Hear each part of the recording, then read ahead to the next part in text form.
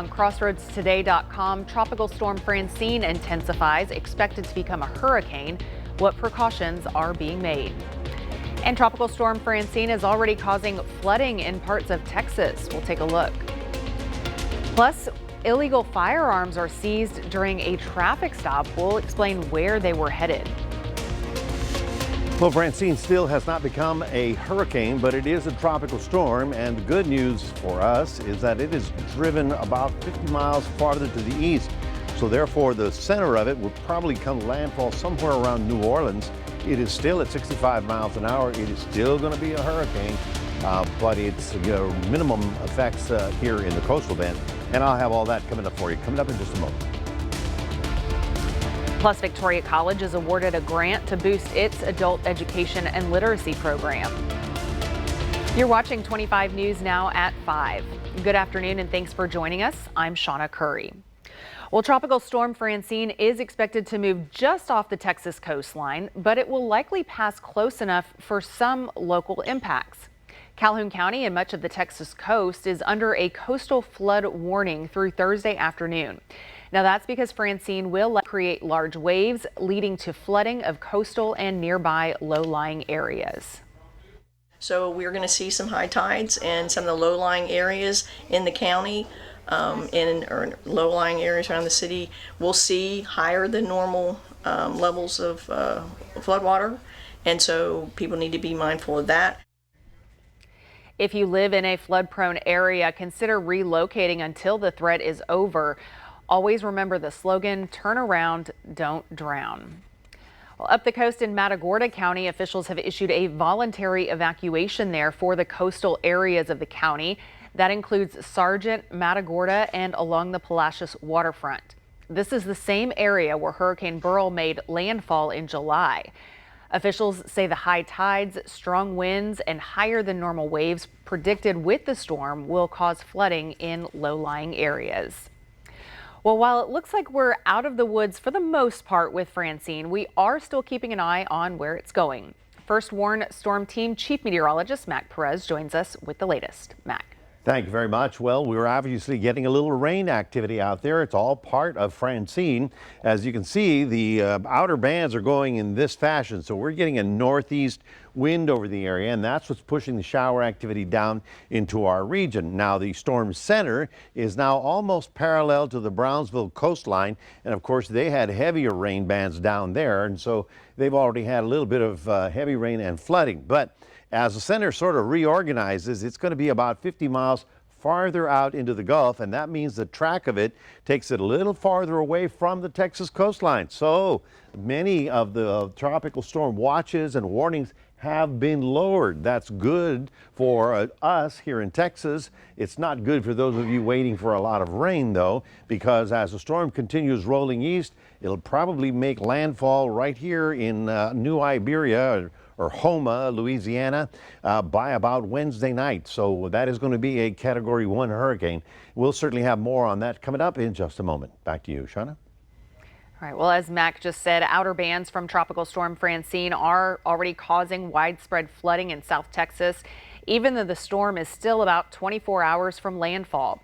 Motorists are facing challenging conditions as 2 to 4 inches of rain have already fallen, with more expected.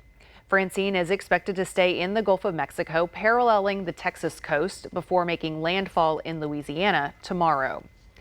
Residents in Galveston are also being warned of potential flooding in that area.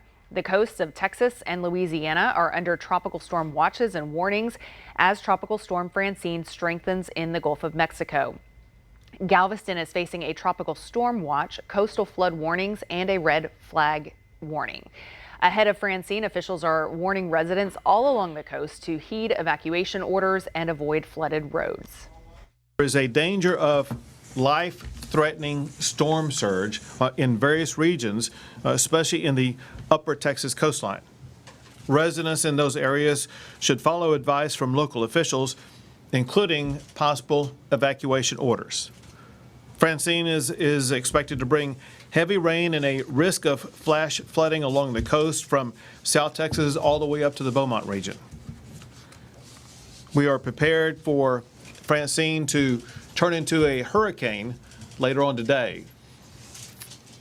In the lower Texas coast, power outages are expected and difficult driving conditions may occur mainly across coastal areas today. Texans in those areas need to be careful about low land flooding and roadways along the coast.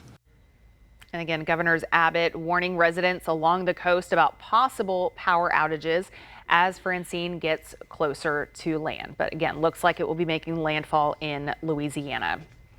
Well, the Victoria College is receiving a grant to support adult education and literacy. The grant of $933,000 comes from the Texas Workforce Commission.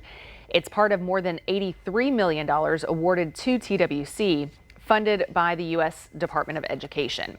The grants will support Victoria College's services to adult learners so that they're able to improve English proficiency, earn high school equivalency, gain industry recognized credentials, or achieve digital literacy.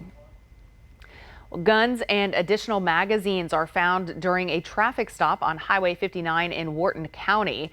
The deputy who made that stop was given consent to search the vehicle, and that's where he found 3 rifles and 4 magazines hidden inside. The driver, 21-year-old Jose Mena of Mercedes, and the passenger, 23-year-old Areli Martinez of FAR, were arrested and charged with firearm smuggling. After talking with Mena and Martinez, authorities learned that the guns were being moved from the Houston area to Mexico. Attorneys general for 42 states are demanding a Surgeon General warning label on social media apps. They say the algorithm-driven social media platforms threaten the safety of young adults and feed the mental health crisis. Several states have already taken legal action against a number of social media companies, including Meta and TikTok. But the attorneys general say more action needs to be done, like adding a warning label. That does require congressional approval. This summer, the Senate did pass the Kids Online Safety Act. That requires tech companies to protect children from dangerous online content and shoulder the burden when their platforms cause harm.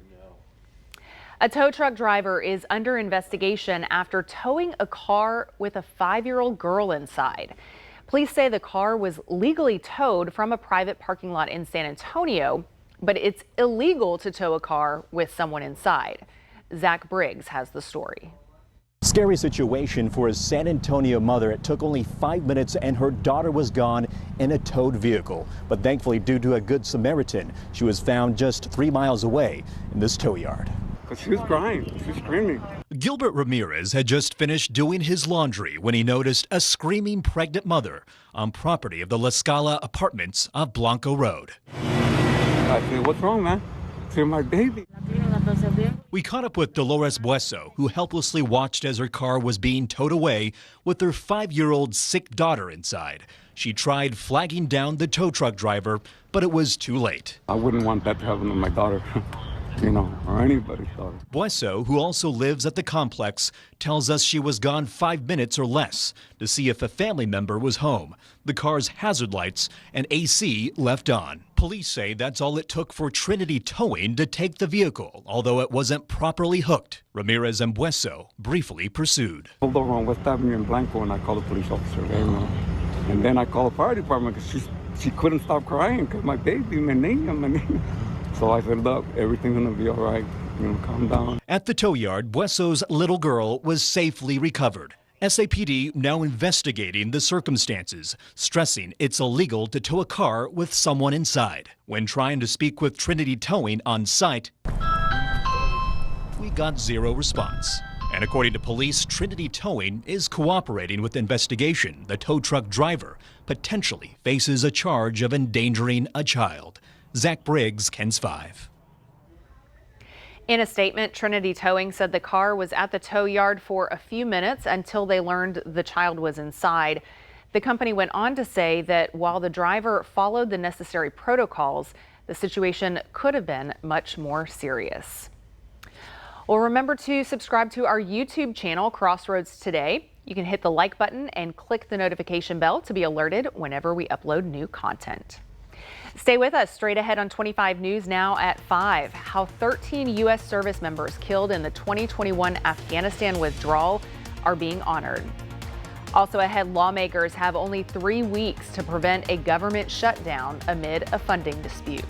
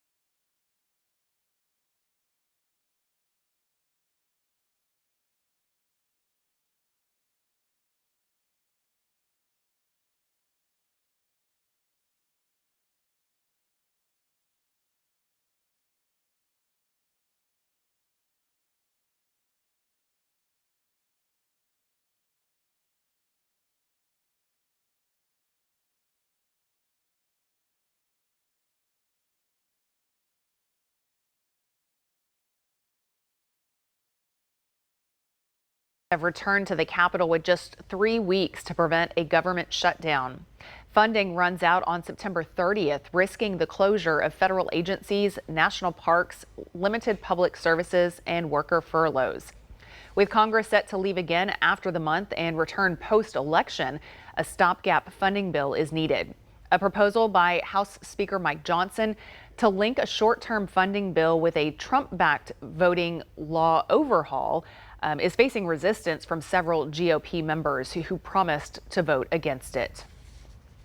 Former President Donald Trump and Vice President Kamala Harris will face off tonight in their first presidential debate, as new polls show the race for the White House remains tight with no clear leader. Julia Benbrook explains what we can expect. Tonight, former President Donald Trump and Vice President Kamala Harris are meeting on the debate stage, both looking to pitch themselves as the best person for the job. If she gets in, our country doesn't have a chance. Look, it's time to turn the page on the divisiveness. It's time to bring our country together, chart a new way forward. A large part of Harris's campaign has been choreographed up until this point. And she's hoping she can continue the momentum she's felt since she became the Democratic Party's nominee. Her main mission is to talk to the American people, share where she wants to lead the country, share a little more of how her background, not just as vice president, but her entire career points to the things that she's committed to. Trump is used to this type of stage. He's participated in more general election debates than any presidential nominee in history. This will be his 7th. I think Donald Trump is very focused on this debate tonight. He knows how important it is. He doesn't take anything for granted. While views of Trump are largely set, the debate still offers risks for the former president, particularly when it comes to the tone and tactics he takes with his rival. There will be no public audience, no previously written notes, and the microphones will be muted unless it's the candidate's turn to speak. Reporting in Philadelphia, I'm Julia Benbrook. The 13 U.S. service members killed during the 2021 military withdrawal from Afghanistan are being honored in Washington, D.C. At a ceremony in D.C., the fallen were awarded Congressional Gold Medals. That's the highest honor Congress can bestow. Previous recipients included Presidents George Washington and Andrew Jackson. House Speaker Mike Johnson expressed the nation's profound debt of gratitude to the service members and their families. When it comes to tobacco use in youth, there's good news and bad. Recently released survey data shows e-cigarette use has declined in this age group, but there's a growing concern for another form of nicotine that's seeing rising sales. Today's Health Minute has more on the concern and what parents can do to help children avoid tobacco. It's a highly addictive substance that's especially dangerous to young people. Nicotine can be found in all tobacco products. but it can also harm the developing adolescent brain and also prime the brain for addiction to other drugs.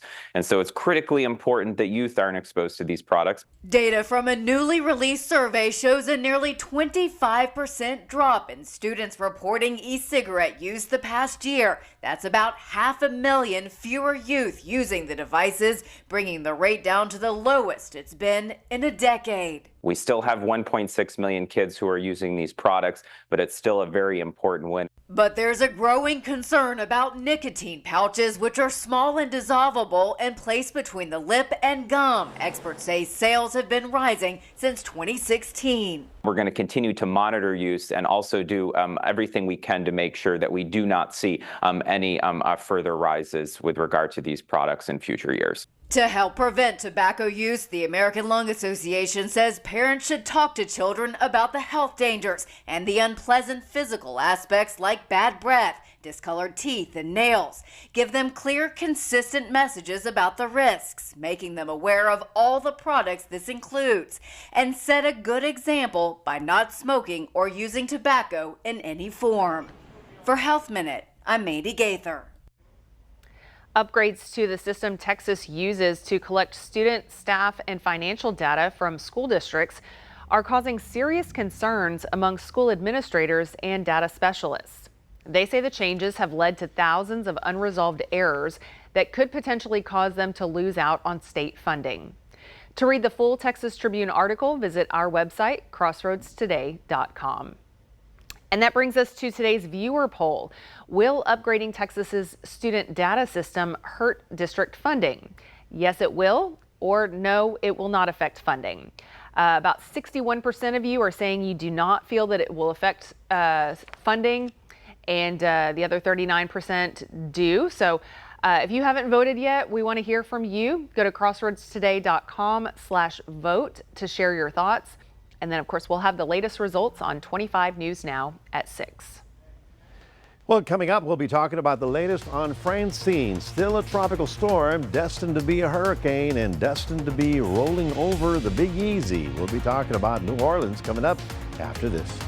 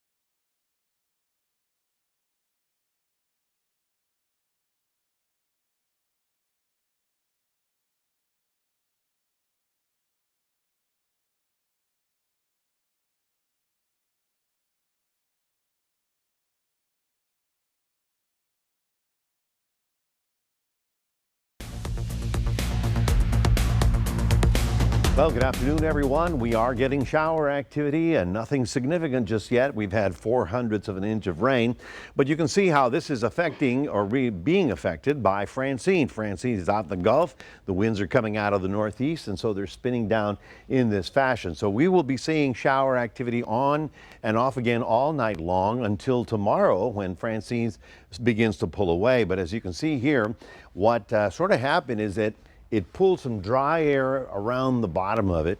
It got into the middle of it and sort of broke it up. Yesterday was a little bit more well organized, but less organized than it is today. And the center sort of reformed a little bit farther to the east. Therefore, the track will now take it to the Louisiana coastline, farther away from the Texas coast. Now, yesterday I was measuring about 150 miles off the coast. Now it's about 250 miles off the coast.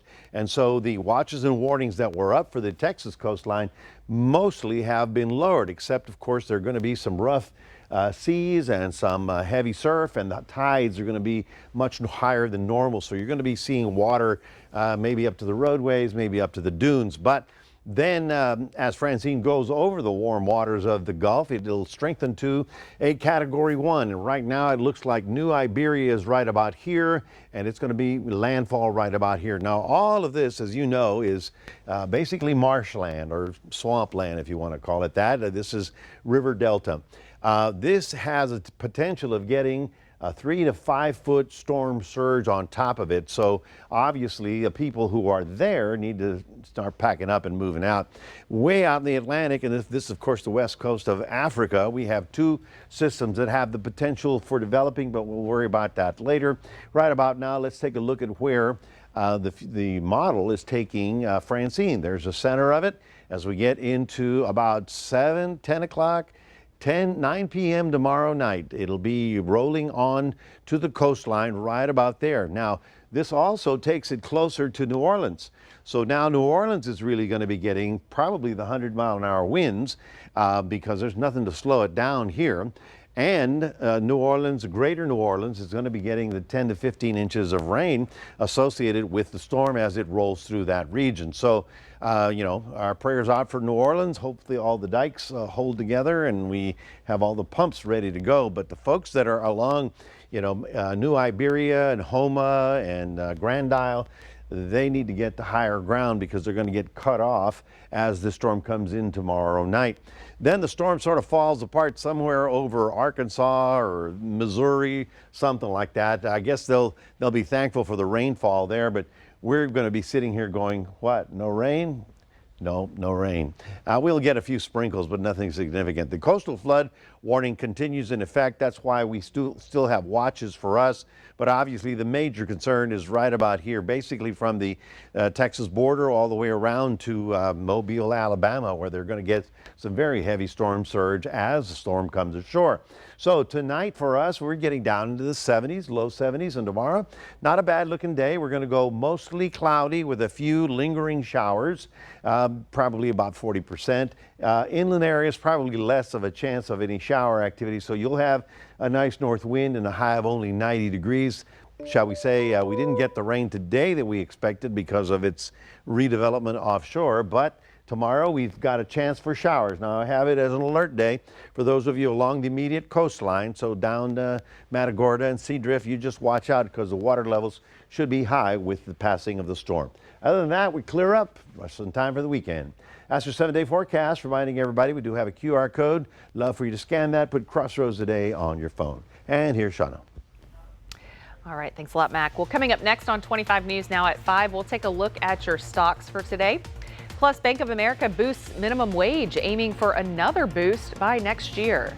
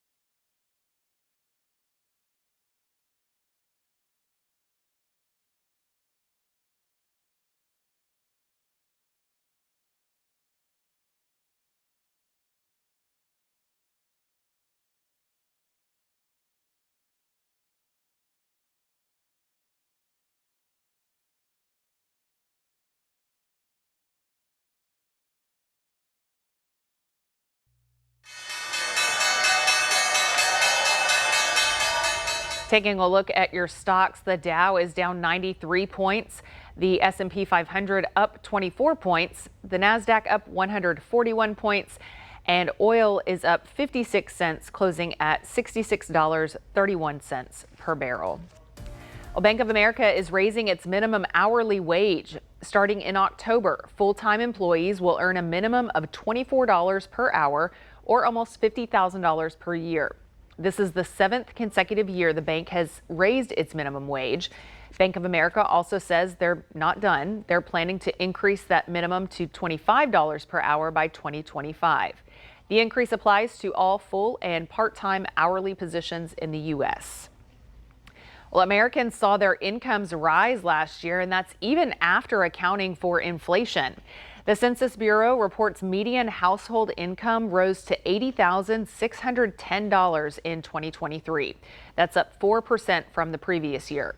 The Bureau says this is the first statistically significant annual increase in inflation-adjusted median household income since 2019. Americans' finances are a key issue in this year's presidential election. The Starbucks CEO is pledging to return the company to its coffeehouse roots, starting with comfortable seating. On his second day in the role, he announced plans to redesign stores to encourage customers to linger, reversing the shift towards a to-go model that contributed to declining sales.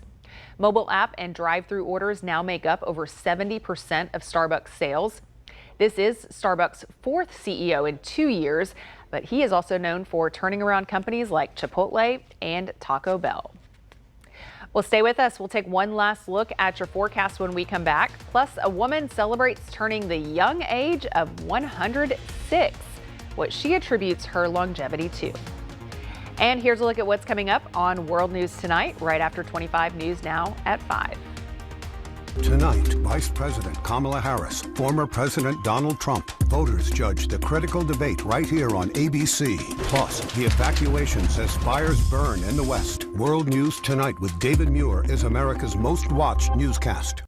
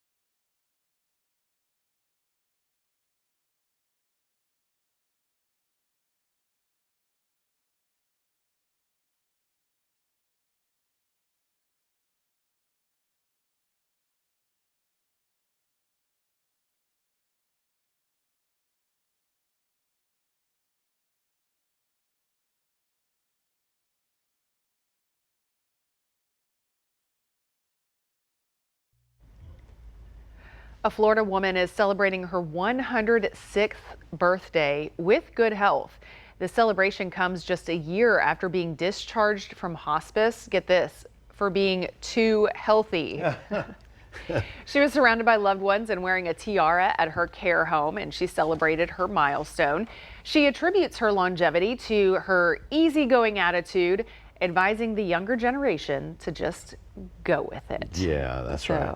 I know they say stress can do wonders to you. So if you can avoid the stress, apparently it does work for her. Look at that. Yeah. Looking great. 106, can you imagine?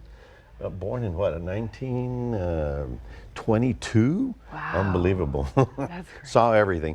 Well, anyway, folks, the remnants, well, I shouldn't say remnants, but the very extreme outer edges of Francine is giving us a shower activity that you're going to see tonight. I don't expect anything severe or anything significant out of this.